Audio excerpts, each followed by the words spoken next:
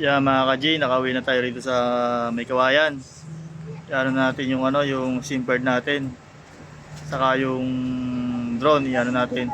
I-ano nyo po ako, subscribe nyo po ako sa YouTube channel ko, Master GTV. Saka sa Facebook account ko, si Jerry Diaz Lagatik. Para lagi po kayo update sa aking video yung gagawin. Yan po.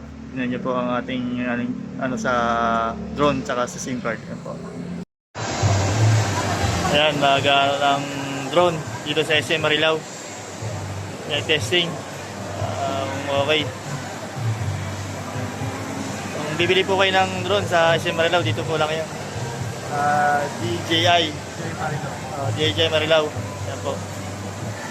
Para kung sino magandang capture ng camera nyo nasa taas, kung may mag-travel kayo sa ibang lugar, Thailand or beach, pwede po yan gamitin, mga ganyan drone. Yan, gusto ko nga rin pong bumili para para may magamit sa aking pagpa-vlog. Dito lang po lang sa Marilao, SM Marilao. Second floor. Pagpasok mo ng entrance, kaso sarado na pala yung entrance dito sa kabila. Bali sa kabilang entrance po kayo papasok sa may video. Yan.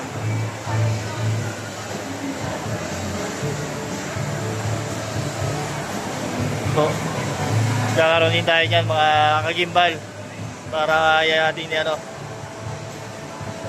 pag-isipan natin maayos para okay. Wala po yan. Yan si sir.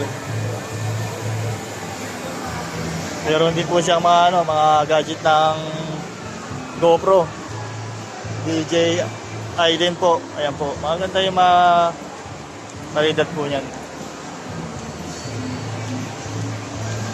Bilhin na tayo sir para magandang ating pagka-vlogging at maging maayos. Yan.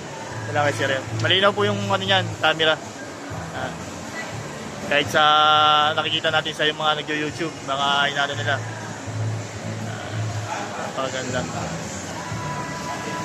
Lagi, uwi na po tayo na galing tayo sa Marilao. Inano natin yung SIM card natin na activate kasi na-deactivate yung SIM card natin i-report natin ngayon sa Smart. Ngayon pag hindi po gumana yung yung SIM card nyo, pwede nyo pong report doon para paganahin ulit. Bibigyan po kayo ng bagong SIM card para gumana po ulit. 24 hours po para siya maging active at pwede nang magamit ulit. At yung luma na hindi na siya gagana. Masa-shutdown na po yun. Ayan po. Kaya kung may mga sira kayong SIM card, pwede siyang palitan ulit na ganoon ulit yung number niya. Ayan po. Isang kalaman lang po mula kay Master GPV. Subscribe niyo po lagi ako sa YouTube channel ko para lagi po kayo update sa aking video yung gagawin. Ayan po. Tapos yung drone po mamaya i-ano natin sa inyo. Meron din siya sa SM Pakita natin sa kanya yung kung gaano kaganda yung drone na DJI. Ayan po. Mura lang po yun. Ayan po. Dito. Doon na po yung aking service na motor.